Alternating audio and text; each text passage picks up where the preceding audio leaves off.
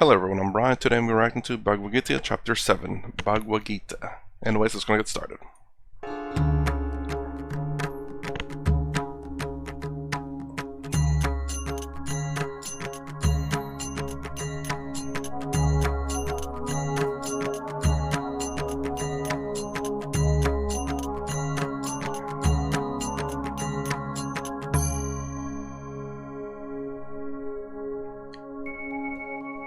The Bhagavad Gita can be broadly divided into 3 parts of 6 chapters each. Chapters 1 through 6 are mostly focused on the individual person, whereas in chapters 7 to 12, the focus shifts to Ishvara, God, in the form of Sri Krishna himself. Here in chapter 7, Sri Krishna teaches Arjuna jnana, knowledge of Ishvara, as well as vijnana, realization of Ishvara's divine nature. Maya sakta manaf partha yogam yunjan madashrayah asamshayam samagram mam yata jnasyasi tachrunu Jnanam teham savijnanam idam vakshyamyasheshatah yajñātvā neha bhūyonyag jñātavyamavashishyate manushyanam sahasreshu kaschid yatati siddhaye yatatāmapi siddhānam Kaschin mam veti tatvatah bhumirapo nalo vayuhu kam mano buddhireva cha ahankara iti yam me bhinna prakritirashtadha apareyamitastvanyam prakritim vidhi me param Jiva bhutam mahabaho yayedam dharyate jagat yetat yonini bhutani sarvani tyupadharaya aham kritsnasya jagatah prabhavah pralayastatha mattah parataram nanyat Kinchidasti dhananjaya Mayi sarvamidam protam Sutre manigana iva. Like pots are a manifestation of clay, the world is a manifestation of Ishvara. Because of clay, pots can be endowed with many beautiful forms. In a similar way, because of Ishvara, the world is endowed with many beautiful qualities. Here, Sri Krishna poetically describes his divine presence in the world in the form of those very qualities. Rasohamapsu kaunteya prabhasmi shashi suryayoh pranavas sarva vedeshu shabdak Ke paurusham nrishu punyo gandhav prithivyancha tejaschasmi vibhavasau jivanam sarva bhuteshu tapaschasmi tapasvishu bijam mam sarva bhutanam viddhi partha sanatanam Buddhir buddhimatamasmi tejas tejasvinamaham balam balavatam chaham kamaraga vivarjitam dharma viruddho bhuteshu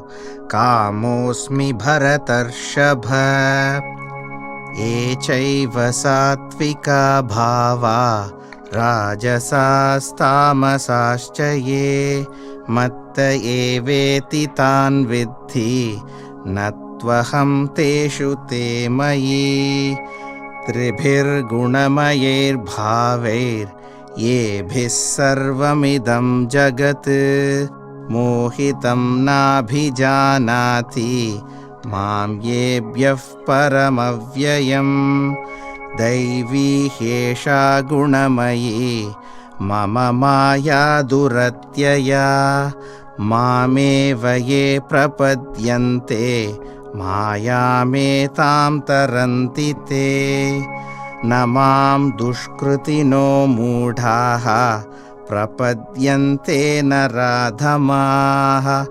माययापहृतज्ञाना आसुरं भावमाश्रिताः.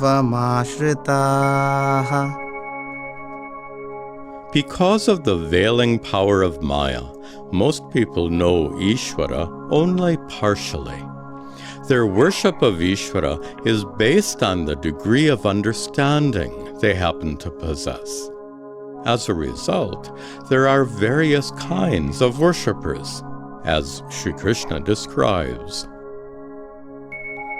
Chaturvidha bhajante mam jana sukrutinorjuna arto jignasurartharti jnani cha bharatarshava tesham jnani nityayukta ekabhaktirvishishyate priyo hi jnaninotyartham aham sacha mama priyah udhara sarva evaite jnani tvatmaiva me matam astita sahi yuktatma mamevānuttamāṃ gatim bahūnāṃ janmanāmante jnānavān māṃ prapadyate vāsudevas sarvamiti samahātmā sudurlabhah kāmaistaistairhritajñānāः prapadyantenyadevataः tam tam niyamamāsthāya prakritya niyathāsvaya yo yo yam yam tanum bhaktah shraddhayarchitumicchati tasya tasya chalam shraddham tameva vidadhamyaham sataya shraddhaya yuktas tasya radhanamihate. He says here, endowed with that fate, he worships that deity. Yuktas tasya radhanamihate labhate. Nope, let's go back a little bit more. Here we go.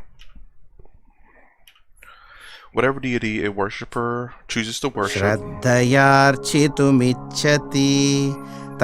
unshakable fate in that deity I'll bestow upon him. So, I'm just kind of curious, is there any evil deities?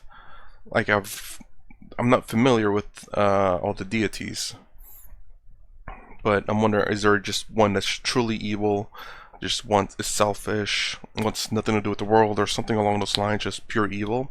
And it'd be kind of weird for him to bestow upon an unshakable faith for someone to worship a deity like that. It's kind of curious. Tasya chalam shraddham tameva vidadhamyaham sataya shraddhaya yuktas tasya radhanamihate labhate cha tatha kaman mayaiva vihitan hitan antavattu phalam tesham tadbhavatyalpamedhasam devan devayajo yanti madbhakta yanti mamapi. How can you worship Ishvara if you don't even know who Ishvara is? Such knowledge is crucial for worship. Sri Krishna concludes this chapter by describing those who can pierce the veil of Maya to gain knowledge of Ishvara, and those who cannot. Avyaktam vyaktam मन्यन्ते मामबुद्धयः परं भावमजानन्तो ममाव्ययमनुत्तमम् नाहं प्रकाशः सर्वस्य योगमाया समावृतः मूढोऽयं नाभिजानाति लोको मामजमव्ययम् वेदाहं समतीतानि वर्तमानानि चार्जुन भविष्याणि च भूतानि मां तु वेद न कश्चन इच्छाद्वेषसमुत्थेन द्वन्द्वमोहेन भारत सर्वभूतानि सम्मोहं सर्गे यान्ति परन्तप येषां त्वन्तगतं पापं जनानां पुण्यकर्मणां ते द्वन्द्वमोहनिर्मुक्ता भजन्ते मां धृतव्रताः जरामरणमोक्षाय मामाश्रित्य यतन्ति ये ते ब्रह्म तद्विदुः अध्यात्मं कर्म चाखिलम् साधिभूतादिदैवं मां साधियज्ञं च ये विदुः प्रयाणकालेऽपि च मां ते विदुर्युक्तचेतसः।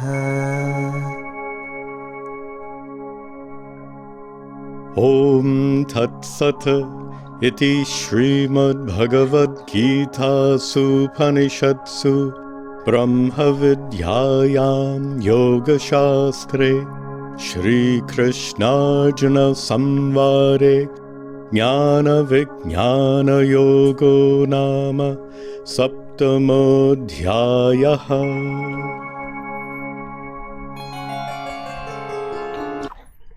Okay, there's not really too much to say in there, except for the fact that Krishna was essentially saying, know me, worship me, understand me, so that you become wise. People worship many different gods, but those who worship gods will become gods. Those who worship me will become me, or follow me will become me. He only has the high respect for those people who are wise. And what else? And people struggle to pierce the veil of Maya. It's about what I gathered here. I guess my only question that I've come from this particular part of the chapter is, are there just pure evil gods out there? I mean, I understand that there are many different types or kinds of gods. Again, I still don't quite understand the structure of how it works. I do remember, again, reading a comment where I made a statement saying, like, 330 million gods, saying there's not 330 million gods, but like a small range, I can't remember the number, but it's a couple of thousand of like maybe a variation of a type of god or something like that, of the supreme god. But yeah, what I mean by gods is, I don't mean like Brahman or Ishvara, I guess, in terms of this one. I mean like